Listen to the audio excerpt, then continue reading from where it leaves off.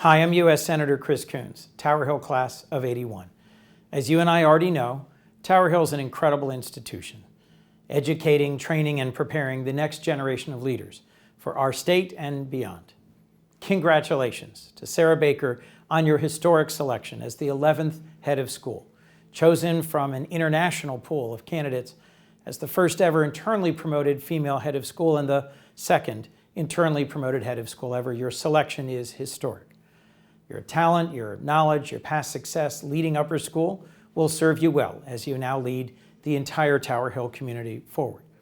You understand the need to build an environment where children are free to try new things, where superior, outstanding academics are supported by excellence in arts and athletics and a commitment to service. I understand you've used the phrase servant leadership to describe your stewardship. I can think of no better philosophy for a head of school so dedicated to Tower Hill and its traditions. As my dear friend, Board of Trustees Secretary Dr. Jack Flynn can attest, one's time at Tower Hill can lead to lifelong friendships, whether you're a student, teacher, alumnus, or friend.